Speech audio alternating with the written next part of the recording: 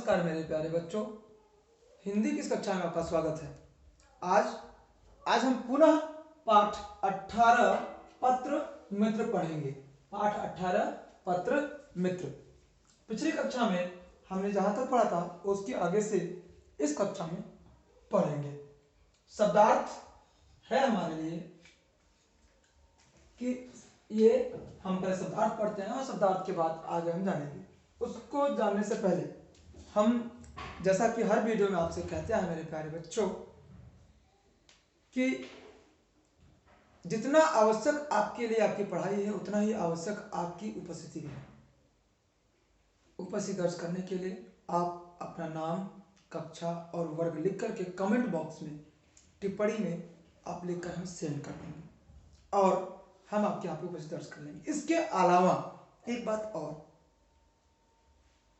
कि आप सबसे पहले अगर आपको पाठ में पढ़ाए जाने के बीच में इस वीडियो में या पिछले वीडियो में अगर कोई समस्या आ रही है तो जो समस्याएं आए या पढ़ाई से लेकर संदर्भ में अगर कोई समस्या आ रही है तो आप उसे टिप्पणी बॉक्स में लिखकर भेज सकते हैं। जैसे ही आपकी टिप्पणी हमें मिलेगी उसका उत्तर हम आपको देने का भरसक प्रयास करेंगे। प्यारे बच्चों, इस पैंडेमिक में, इस जो आपत्ति काल है, इसमें अपने आप को आपको सुरक्षित रखना है, ध्यान रखना है, उसी के अनुसार कार्य करना है। तो बच्चों आइए हम पाठ को शुरू करते हैं।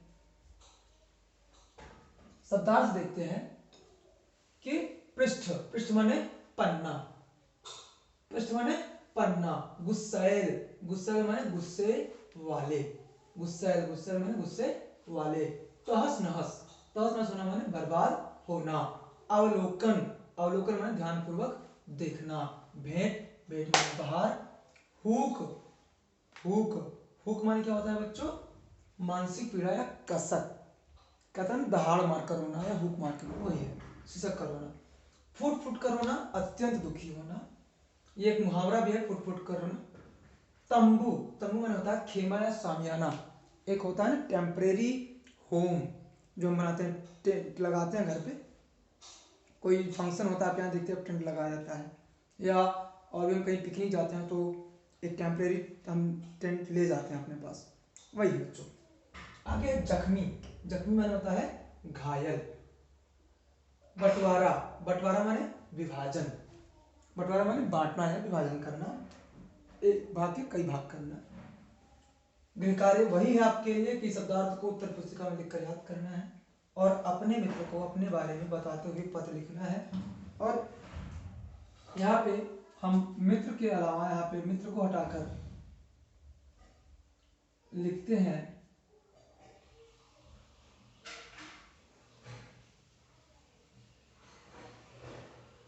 मित्र, यहाँ पे रखते हैं अपने, और यहाँ पे करते हैं परिवार, परिवार के बारे में बताते हुए पत्र लिखना है। ये है आपके लिए कार्य। आइए हम पाठ को वहीं पे शुरू करते हैं, इस जहाँ पे हमने पिछली कक्षा में रोका था। हम पाठ को आगे बढ़ाने से पहले आपको एक बार इस पाठ को एक बार पूर्व ज्ञान आपका करा देते हैं कि ये इस पाठ में एक दो मित्र हैं, मीना और निशा। मीना और निशा एक पत्रिका के माध्यम से मित्र बनती हैं। पहले निशा ने मीना को पत्र लिखा, निशा ने मीना को पत्र लिखा, अपने बारे में बताया। फिर मीना ने भी निशा को पत्र लिखा। मीना जो है वो जिला किलारी, जिला लातूर, महाराष्ट्र में रहती थी और उसने अपना पत्र लिखा और भेजी। निशा ने जब पत्र भेजा तो मीना ने उसके जवाब में भी अपना पत्र भेजा और अपनी सहेली, अपनी मित्र को, पत्र मित्र को संबोधित करते हुए एक कविता भी लिख करके भेजा और अपनी अध्यापिका के बारे में भी बताया। उसके बाद निशा ने भी पत्र भेजा। निशा के पत्र भेजने के बाद काफी दिनों बाद पुनः मीना का पत्र आता है और उसमें वो बताते हैं उसके दादाजी का देहांत हो गया था, उसके दादाजी उसके कारण गुस्सैल हो गए थे। जिसके कारण वो काफी दिनों बाद पत्र लिख रही है। फिर वो अपने बारे में बताती है, वहां उसको अपने स्थान के बारे में बताती है अपने यहाँ के, और उससे किससे, निशा से सालिम अली की एक पुस्तक भारतीय चिड़िया मंगाती है, जिसके एवज में उसे पैसे देने की बात कहती है। परंतु इधर मीना ने अपना थोड़ा सा प्यार भरा गुस्सा जाहिर करते हुए निशा मीना को लिखती है कि तुमने पैसे देने की बात क्यों लिखी, हम तो मित्र हैं, तो पैसे की कोई बात नहीं। वो सालिम अली की पुस्तक उनको भेजती है, और भेजने के बाद सालिम अली की पुस्तक उनको भेजती है, और साथ ही साथ सालिम अली की पुस्तक के साथ साथ सालिम अली की फोटो भी भेजती है। इसमें उन्होंने अपने हाथ में बया चिड़िया को रखा है, बैठाई हुई है, और फिर वो बया की चिड़िया के बारे में बताती है, और साथ में यह कहती है कि बया का एक घोंसला भी उसे भेजने की बात करती है निशा। उसके बाद कुछ दिनों बाद वह मीना अपने परिवार के साथ दिल्ली आती है घूमने, और दोनों मित्र साथ मिलकर घूमते हैं, गर्मी की छुट्टियां मनाते हैं। वे दोनों एक दूसरे को कविताएं लिखते हुए एक दूसरे को पत्र लिखते हैं। फिर गर्मी की छुट्टी बीतती है, जुलाई में स्कूल खुले जाते हैं, और फिर 1 अक्टूबर को वो देखती है निशा का 19 अक्टूबर को जन्मदिन था, और उसी दिन जब उसका बर्थडे था, उसके 1 अक्टूबर को ही ये लोग स्कूल जाते हैं। ये लोग कौन, निशा और निशा का भाई मोहन स्कूल जाते हैं। स्कूल से जाकर वापस आने के बाद जब देखते हैं तो रेडियो पर समाचार आ रहा था कि किलारी में भूकंप आया है। वो डर जाती है, और अब किलारी जाते हुए अपने मामा से कहती है कि वहाँ पर आप जाकर के मीना का भी पता लगाना, और मीना के बारे में भी उसे बताना। तो मामा ने उसे अपनी डायरी में मीना का पत्र लिखवाते हैं, और निशा उनके डायरी में पता तो लिखती है, साथ साथ मीना का फोटो भी लगा देती है, और टैग कर देती है जिससे उनको दिखाई पड़े। इधर काफी दिनों बाद फिर इसी बीच में जैसे ही मामा जाते हैं, उसी के एक दिन बाद उसको अगले दिन मीना का पत्र मिलता है, जो मीना ने भूकंप आने के पहले लिखा होता है। भयानक भूकंप, तेज भूकंप जो आया था उसके पहले, त्रासदी के पहले जो भूकंप आया था उसके बारे में लिखा था। और इधर 12 दिन बाद उसके मामा का फोन आता है, जिससे बात होती है उसके माँ का। माँ उससे बात करती है, तो माँ को वो बताते हैं कि मीना का हाथ टूट गया है। अब उसी के आगे से हम लोगों को इस कक्षा में बढ़ाना है। मुझे सुनाई नहीं देता, जोर से बोलो, माँ ने कहा। तब उनकी माँ ने कहा मुझे सुनाई नहीं दे रहा है, जोर से बोलिए। आवाज धीमी थी, धीमी आवाज में, मीना का हाथ टूट गया है। किसने कहा? मामा जी ने कहा। उसके परिवार में सब लोग खत्म हो गए, अर्थात मीना के परिवार में जितने लोग थे सब के सब खत्म हो गए, अर्थात उनकी मृत्यु हो चुकी थी। उसके निकट संबंधी भी किलारी में ही रहते थे, उनमें से भी कोई नहीं बचा है, अर्थात उसके जो रिश्तेदार थे वो सब किलारी में रहते थे, लेकिन उनमें भी कोई नहीं बचा है। इतने में टेलीफोन कटेगा, अर्थात टेलीफोन कटेगा मतलब उन्होंने कॉल को डिस्कनेक्ट कर दिया। मैं फूट फूट कर रो पड़ी। कौन फूट फूट कर रो पड़ा? मीना। कुछ देर बाद जब फिर घंटी बजी, कुछ देर बाद फिर से घंटी बजी, माँ ने फोन उठाया। निशा की माँ ने फोन उठाया। जी धीर, किलारी तबाह हो गया, यहाँ तंबू में अनाथालय और अस्पताल खुल गए हैं, उनमें जख्मी बच्चे सब पड़े हुए हैं। मीना से मैंने बात की, वह कहती है निशा मेरी सहेली है, मैं उसके पास रहूंगी, मैं फिर फोन करूंगा, यहाँ लंबी लाइन लगी है। कुछ देर बाद फोन आया तो धीर मामा जो है उसका अस्पताल में पता लगाने के लिए गए थे, किसका? मीना का।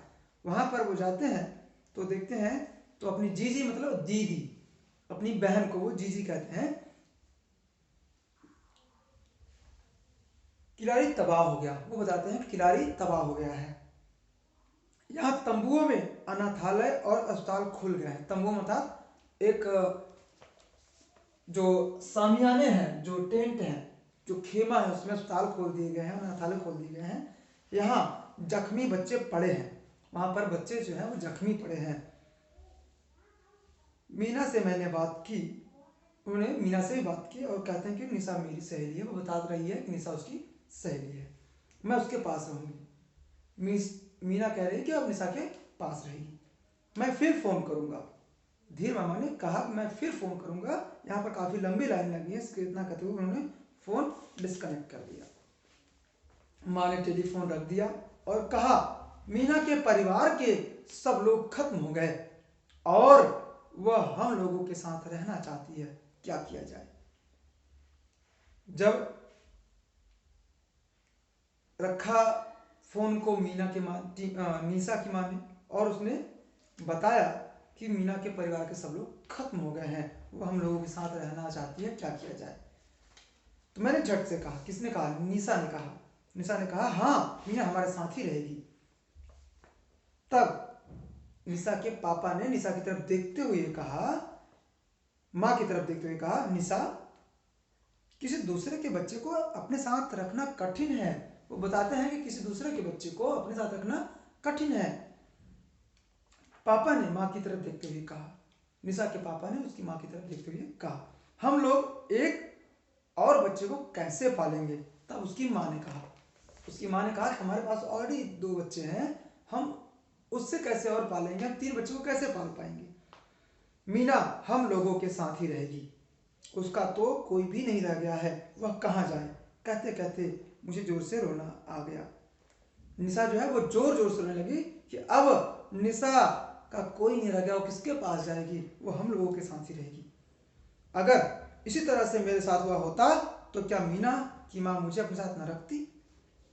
इतना कह करके कौन? निशा ने कहा कि अगर मेरे साथ ऐसा हुआ होता क्या मीना की माँ मुझे न रखती।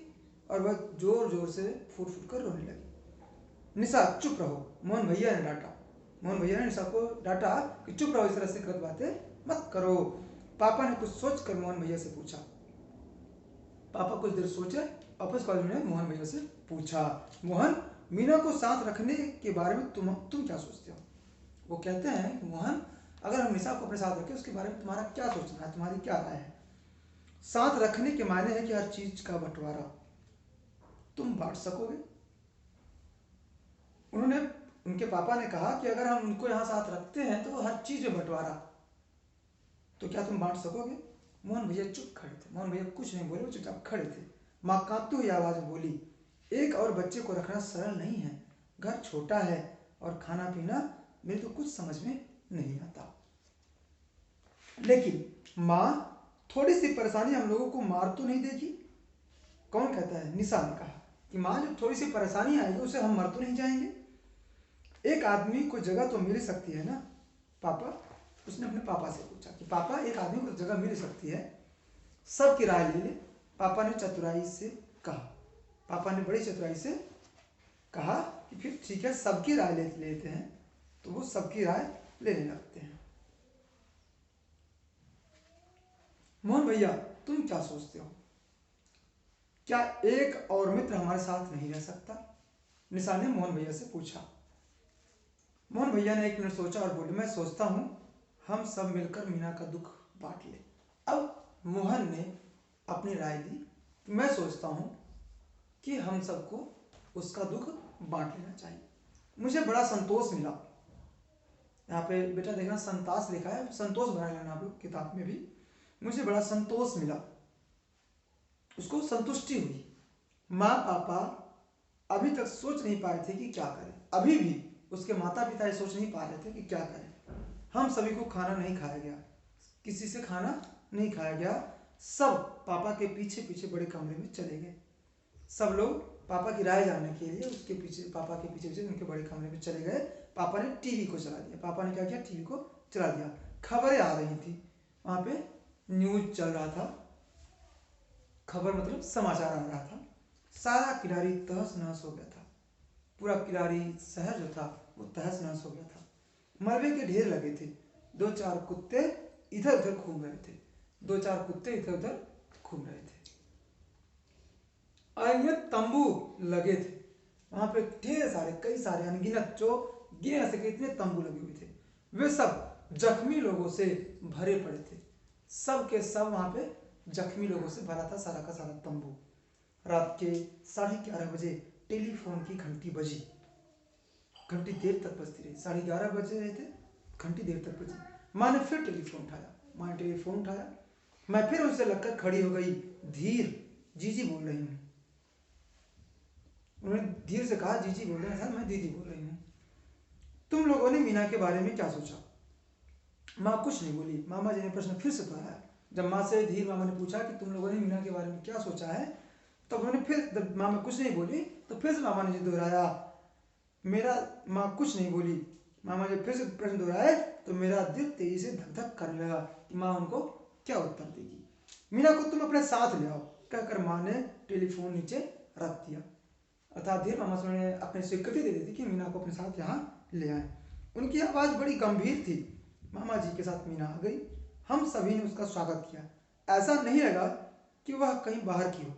उसका नाम भी मेरी कक्षा में लिखवा दिया गया। हम सब स्कूल साथ साथ जाने लगे और साथ ही रहने लगे। दिसंबर माह आया। बाग गुलदाउदी के फूलों से भरा था, पीले, सफ़ेद, लाल। मीना और मैं दीवार पर बैठे बैठे साथ साथ गुनगुना रहे थे, हम उड़ेंगे साथ साथ। एकाएक मीना हुक मारकर रो पड़ी। अचानक ही मीना तेज से हुक मारकर, मतलब मानसिक पीड़ा से सिसक कर रोने पड़ी। मैं उसके गले में हाथ डाल दिया, अर्थात उसको अपने गले में रख लिया। वह सुबकते सुबकते बोली, निशा तुम कितनी अच्छी हो, तुम्हारे घर वाले कितने भले हैं, तुम सचमुच मेरी पक्की दोस्त हो।